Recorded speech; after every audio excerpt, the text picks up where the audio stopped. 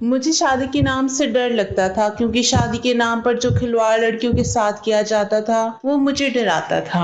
हाँ, यही वजह थी कि मैं शादी नहीं करना चाहती थी, लेकिन मेरे बहुत इनकार करने पर भी मेरी शादी कर दी गई थी। मैं अपने कमरे में बैठी बेहताशा रो रही थी। हालांकि आज मेरी शादी की पहली रात थी और इस रात हर लड़की बहुत अरमान और ख्वाब सजाकर अपने शोहर के घर आती है, नई जिंदगी में अपनी नई खुशियों के इंतजार में रहती है। लेकिन मैं बेहद परेशान थी और मैं इस कदर परेशानी का शिकार थी कि शोहर के आने का सोचकर ही मेरा दिल बुरी तरह से कांप रहा था। मेरा जी चाहा कि मैं कहीं जाकर छुप जाऊं जहां मेरा शोहर मुझे देख ना सके। काश कि ये सब कुछ मेरी आंखों से गायब हो जाए। वक्त किसी बेलगाम घोड़े की तरह भाग रहा था। बदहवासी की वजह से मेरे हाथ पांव ठंडे हो चुके थे।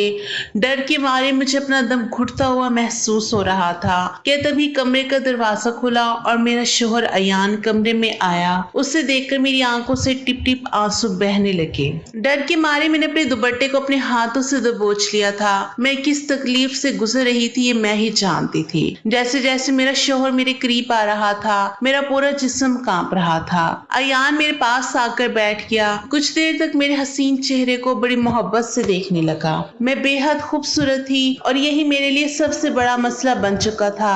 जैसे ही उसने अपने हाथ मेरे हाथ पर रखा तो मुझे इतना ठंडा पाकर कहने लगा, क्या बात है आयशा, तुम इतनी ज्यादा नर्वस क्यों हो? अब मैं उसे क्या बताती कि मुझे शादी से डर लगता है। मेरे नाम में सर हिला दिया। मैंने कहा कुछ नहीं। वो कहने लगा कि फिर तुम इस कदर घबराई हुई क्यों हो? मैंने आहिस्ता से कहा कि मुझे इस रिश्ते से डर लगता है। मेरी बात सुनकर वो हंसने लगा और मेरा हाथ थाम कर मुझे तसल्ली देने लगा। कहने लगा परेशान मत हो। मैंने कहा लेकिन मुझे बहुत डर लग रहा है। वो कहने लगा कि इसमें डरने की कोई बात नहीं है। मैंने कहा मुझे बहुत डर महसूस हो रहा है कि पता नहीं कैसे सब होगा। वो कहने लगा कि देखो इसका एक ही हल है मेरे पास। मैंने पूछा वो क्या? मेरी इस बात को सुनकर उसने मेरे हाथों को थामकर मुझे तसल्ली दी और उसके बाद उठकर खड़ा हो गया। अलमारी के पास गया, अलमारी खोली और एक मेडिसिन लाकर मुझे थमा दी। साथ में पानी का गिलास भी दिया और कहने लगा ये गोली खा लो।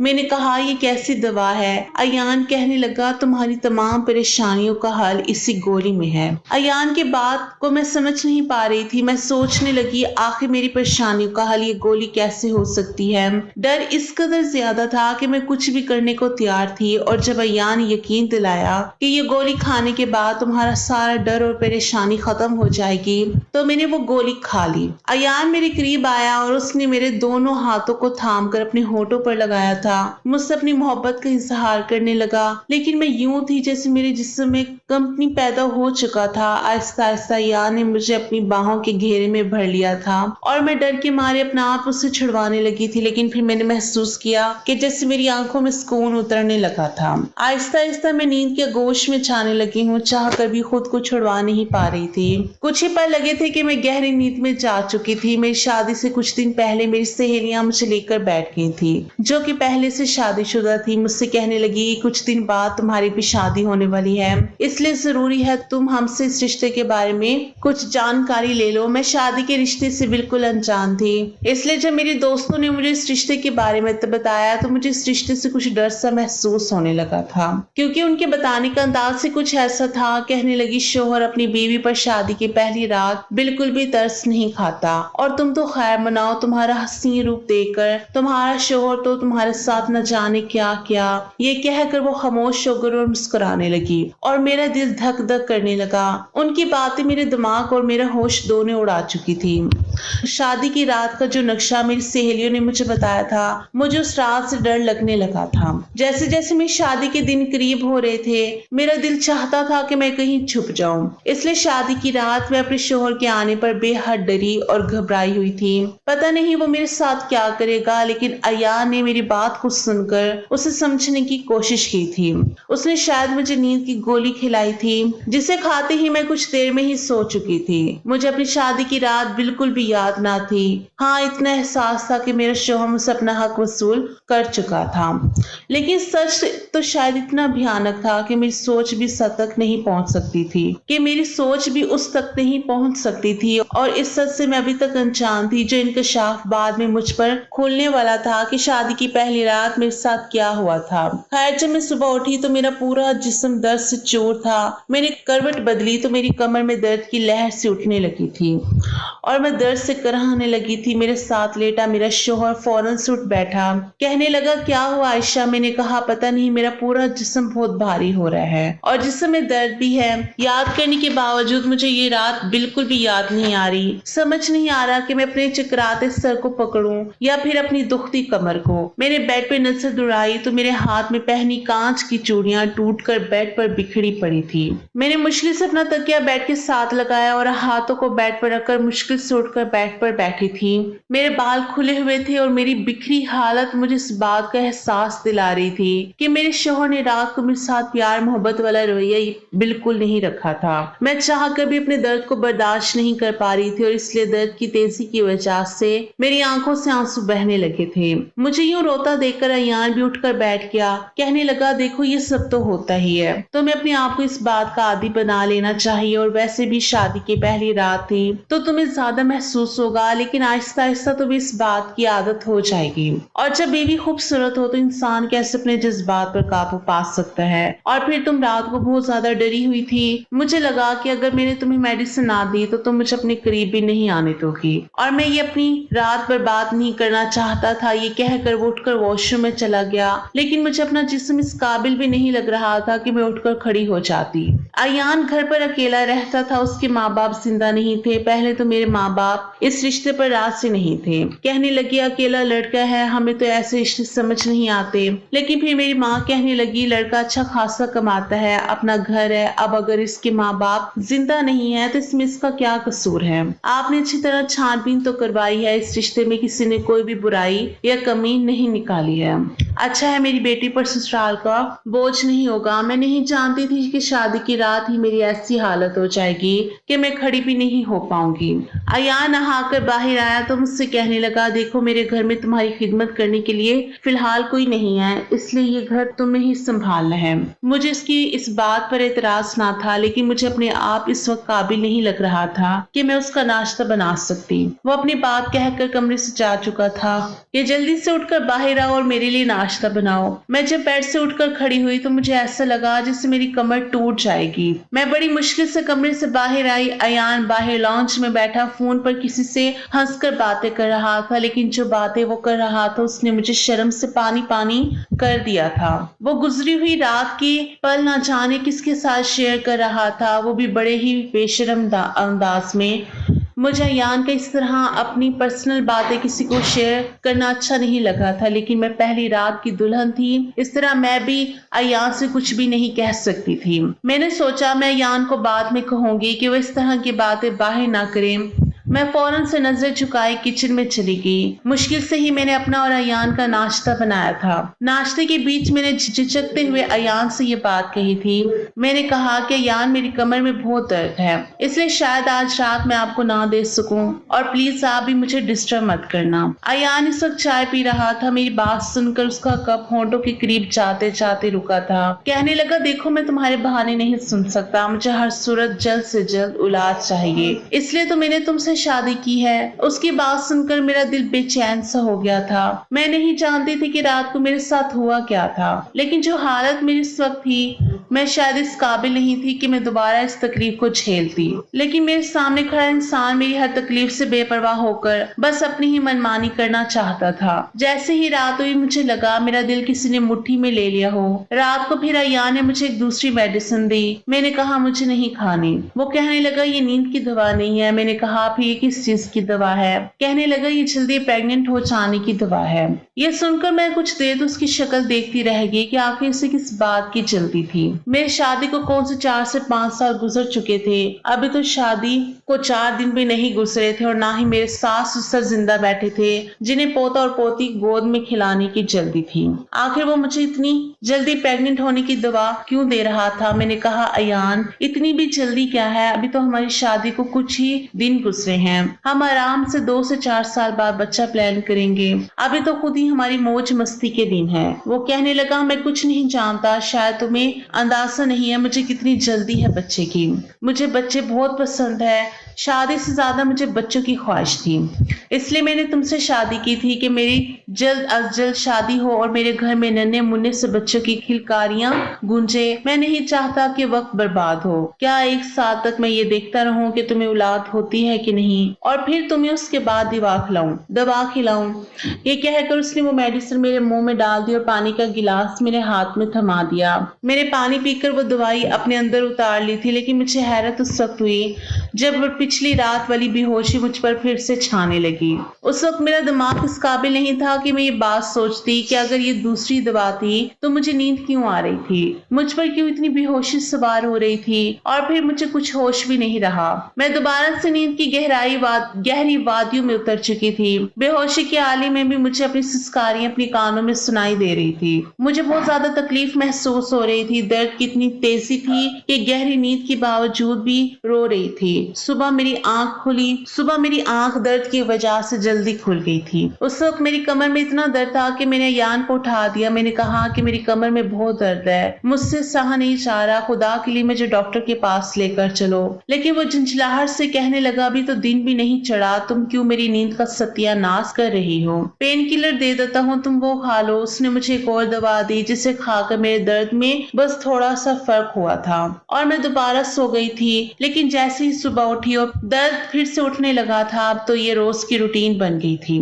لگاتار 8-10 دن سے میں ایسی ہی تکلیف سے گزر رہی تھی, لیکن ایان کو جیسے میری کسی تکلیف کا کوئی احساس ہی نہیں تھا. ایک دن وہ آفس سے واپس لوٹا تو میں نے کہا مجھے ماں کے گھر چھوڑ دو, مجھے ایان سے دور رہنے کا بس ایک ہی بہانہ ملا تھا. کہنے لگا سوال ہی پیدا نہیں ہوتا, جب تک میری اولاد نہیں ہو جاتی میں تمہیں کہیں بھی نہیں بھیجوں گا. مجھے سمجھ نہیں آتی تھی کہ آخر اسے بچوں کی اتنی جلدی کیوں تھی. ہر چیز اپنے وقت پر ہوتی ہے, بچے کا ہونا یا نہیں ہونا میرے بس میں نہیں تھا. 8 سے 10 دن میں ہی میرا یہ حال ہو چکا تھا کہ میں چل پھر بھی نہیں پا رہی تھی. پین کلر کھا کر اب تو میرا معدہ بھی ڈسٹرب ہو چکا تھا. میں یہاں سے ڈاکٹر کے پاس جانے کے لیے کہتی تو اس بات پر بھی نہیں مانتا تھا. کہتا تھا کہ ڈاکٹر بھی تمہیں پین کلر ہی دے گا. لیکن اس بار جیسے ہی وہ گھر سے باہر گیا میں نے اپنی ماں کو بلا لیا اور ان کے ساتھ ایک لیڈی ڈاکٹر کے پاس چلی گئی.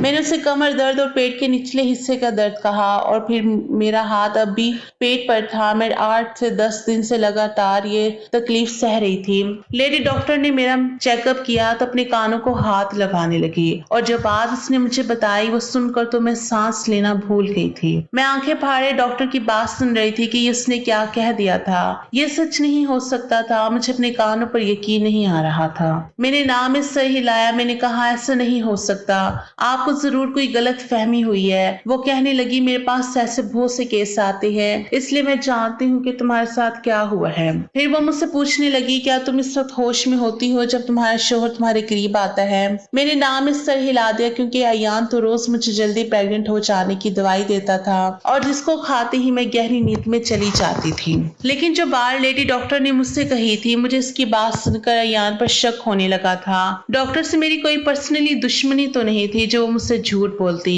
یا ایان کے خلاف میرے کان بھرتی. وہ ایک ڈاکٹر تھی اور اس کا پیشہ صرف اپنے مریضوں کا چیک اپ کرنا اور اس کا علاج کرنا تھا. اس نے وہی بات بتائی ہوگی جو میرے ساتھ ہوا تھا. میرے پاس ڈاکٹر کی بات پر یقین کرنے کے علاوہ کوئی دوسرا راستہ ہی نہیں تھا. میرے دل میں اب ایان کے لیے شک پڑ چکا تھا. ڈاکٹر کہنے لگے اگر تمہارے شوہر کو تم سے محبت ہے تو وہ تمہیں نیند کی دوا دے کر ہی کیوں تمہارے قریب آتا ہے, اس کی کیا وجہ ہے. اس طرح کے سوال سن کر مجھے ایان پر اور بھی شک ہونے لگا تھا. لیکن میں یہ کیسے جان سکتی تھی کہ سچ کیا ہے, کیونکہ میں سے پہلی بار بھی کئی میڈیسن کھانے سے انکار کر چکی تھی. لیکن وہ میری بات نہیں سنتا تھا. زبردستی وہ میڈیسن میرے منہ میں ڈال دیتا اور پانی کا گلاس میرے ہونٹوں پر لگا دیتا تھا. ڈاکٹر کہنے لگی اچھا ایسا کرو مجھے تم اس میڈیسن کا نام بتاؤ. تو میں نے سوچا مجھے تو اس میڈیسن کے بارے میں کچھ پتا ہی نہیں ہے. آج تک ایان نے مجھے وہ میڈیسن دکھائی ہی نہیں تھی. وہ تو اپنی الماری میں سے وہ دوا نکال کر مجھے دیتا تھا. لیکن جب یہ बात मैंने लेडी डॉक्टर को बताई तो वो हंसने लगी, कहने लगी ऐसी कौन सी दवाई हैं जो तुम्हारा शोहर तरह छुपा कर रखता है और रोजाना तुम्हें इनकार करने पर भी तुम्हें खिलाता है। तुम अपने शोहर की हरकतों पर नजर रखो, ऐसे तुम्हें समझ आएगी। डॉक्टर मुझे ये सारी बातें कह रही थी। उस वक्त अकेली ही मैं उस लेडी डॉक्टर के कमरे में थी या फिर वो डॉक्टर थी। मेरी माँ कमरे से बाहर बैठी थी, इसलिए वो हर बात से अनजान थी। मैं गायब दिमागी से अपने घर तक पहुंची थी। मेरी माँ मुझे कहने लगी अपना ख्याल क्यों नहीं रखती हो, तुम्हारे सर पर तो सास ससुर नंद देवर की जिम्मेदारियां भी नहीं है। तुम्हारा शौहर भी तुमसे बहुत मोहब्बत करता है, लेकिन तुमने देखो क्या हालत बना रखी है। 8-10 दिन में ही सूख कर कांटा हो गई हो, चेहरे की रंगत पीली पड़ गई है। अब मैं अपनी अम्मा को क्या बताती कि मैं किस बड़ी मुसीबत में फंस चुकी हूँ। मेरा शौहर किसी वहशी जानवर से कम ना था। रात को मुझे नींद की दवा खिलाकर मेरे साथ कैसा खिलवाड़ करता है। मेरी माँ मुझे नसीहतें करके अपने घर जा चुकी थी। मैं पूरा दिन डॉक्टर की बातों को ही सोचती रही, लेकिन मेरे पास इस बात का कोई हल नहीं था। और ये ऐसी बात थी कि मैं यहाँ से कह भी नहीं सकती थी। मुझे अपना आप बिल्कुल बेबस लग रहा था। मेरा जी चाहा कि मैं अपनी माँ के साथ ही उनके घर ही चली जाऊं, लेकिन मेरी माँ मुझे कभी भी मेरे शौहर की इजाजत के बगैर अपने घर लेकर नहीं जाती। मैं समझ नहीं पा रही थी कि आखिर मैं क्या करूं, आखिर मैं करूं तो क्या करूं। फिर मेरे दिमाग में ख्याल आया कि मैं अलमारी खोलकर देखती हूँ कि आखिर अयान मुझे कौन सी दवा खिलाता है। मैं फौरन उठकर खड़ी हो गई, आहिस्ता से चलती हुई अलमारी के पास आई और अयान की अलमारी खोल दी। सामने ही उसके कपड़े पड़े हुए थे। मैंने एक एक कपड़ा उठाकर देखा, लेकिन दवा मुझे कहीं ना मिली। फिर मैंने दराज भी देख ली, उसमें भी कुछ जरूरी कागजात थे, कोई मेडिसिन नहीं थी। लेकिन जब मैं नीचे लॉकर खोलना चाहा तो वो लॉक था। मैं समझ गई कि दवाई अयान ने इसी लॉकर में रखी है। रात को जब अयान वापस आया तो मैंने उसे खाना दे दिया, लेकिन मेरी भूख तो जैसे उठ चुकी थी। जो बात डॉक्टर मुझे बता चुकी थी उसके बाद तो मेरे दिमाग ने काम करना ही बंद कर दिया था। मैंने खाना नहीं खाया था और रात को सोते वक्त मैंने दूध का गिलास पी लिया। इससे पहले कि अयान कमरे में आता मैं फौरन से बेड पर जाकर लेट गई और अपनी आंखें बंद कर ली ताकि अयान को लगे कि मैं सो चुकी हूँ। हो सकता है वो मुझे सोया देखकर मुझे मेडिसिन ना खिलाए और मुझ पर यूं भी होशी तारी हुई। मैं जानना चाहती थी कि क्या अयान रात को मेरे साथ क्या करता क्या है। कुछ देर बाद ही अयान कमरे में आया, मुझे बेड पर सोता देखकर मेरे करीब आया और बाजू से मुझे हिलाकर उठाने लगा और कहने लगा उठकर बैठो। मैंने अपनी आंखें खोली तो अयान माथे पर बल चढ़ाते हुए मुझे देख रहा था। मैंने कहा अयान मुझे नींद आ रही है, मैं सोना चाहती हूँ, मेरी कमर में भी दर्द है। मेरी बात सुनकर अयान कहने लगा ये बहाने तुम मेरे सामने मत लगाओ, मैं तुम्हें पहले भी कह चुका हूँ कि मुझे हर कीमत पर बच्चा चाहिए। चलो दवा खाओ। मैं उठकर बैठ गई। मैंने कहा आखिर आपने दवाई अपनी अलमारी में छुपा कर क्यों रखी है? मेरी बाकी दवाइयों के साथ रख दे, मैं खुद खा लिया करूंगी। मेरी बात सुनकर उसने बड़ी हैरत से मुझे देखा था। कहने लगा तुम ये कैसे जानती हो कि मैंने तुम्हारी दवा को अलमारी के लॉकर में रखा है? मैं उसकी बात सुनकर घबराई थी। मुझे अपनी गलती का एहसास हुआ। जल्दबाजी में शायद मैंने कुछ गलत कह दिया था। मैंने कहा ऐसे ही में मैंने सोचा आज दवा मैं खुद खा लेती हूँ। मैंने अपनी अलमारी खोलकर देखी तो कहीं भी वो दवाई मौजूद ना थी। मुझे लगा शायद आपने दवाई लाकर लॉकर में रखी है। मैंने एक बहाना कर दिया तो वो कहने लगा तुम इतना ज्यादा परेशान होने की जरूरत नहीं है, मैं वो दवाई रोजाना तुम्हें खिलाता रहूंगा और जब तक बच्चा नहीं हो जाता मैं तुम्हें अपने हाथों से ही खिलाऊंगा। मैंने कहा यान मुझे पेट में बहुत दर्द हो रहा है, आप क्यों मुझे किसी डॉक्टर के पास लेकर नहीं जाते? और बच्चा पैदा करने के लिए एक पूरा इलाज होता है और वो कोई लेडी डॉक्टर ही मुझे बता सकती है।